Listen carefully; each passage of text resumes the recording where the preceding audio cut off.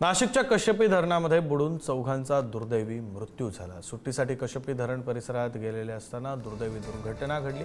तर गरोदर पत्नीसह पती आणि शेजारी राहणाऱ्या 2 मुलांचा मृत्यू झाला। एका धाडसी महिलेने 2 वर्षीय मुलीचा जीव वाचवला आहे। प्रतिनिधी किरण ताजने फोन लाईनवरून जोडले गेलेले आहेत। अधिकचे तपशील त्यांच्याकडून। किरण, अतिशय दुर्दैवी अशी ही घटना आहे। विक्रांत, अगदी खरं आहे। अतिशय दुर्दैवी घटना म्हणावी लागेल। कश्यपी धरण परिसरामध्ये सुट्टीच्या दिवसामध्ये आनंद घेण्यासाठी हे कुटुंब गेलेलं होतं। मात्र याच कुटुंबावर काळाने कशा पद्धतीने झाला घातला आहे की या ठिकाणी दिसून येत आहे।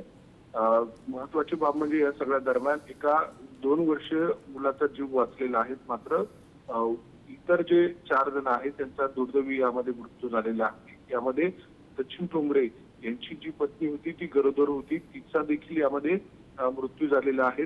सदर महिलेने पाण्याकडे जात असलेल्या बालिकेला उचलून घेतलेलं होतं आणि त्याच वेळेला हा संपूर्ण प्रकार घडलेला होता। घटनेनंतर स्थानिक तरुणांनी खोल पाण्यामध्ये उड्या मारून त्या ठिकाणी या सगळं शोधकार्य केलेलं होतं। मात्र या सगळ्या पार्श्वभूमीवर आजच्या दिवशी त्यांच्यावर अंत्यसंस्कार देखील केले जाणार आहेत। आणि या सगळ्या घटनेमुळे मखमलाबाद परिसरामध्ये शोककळा मोठ्या प्रमाणात पसरलेली आहे। विक्रांत, धन्यवाद किरण, तुम्ही दिलेल्या या सगळ्या सविस्तर माहितीसाठी।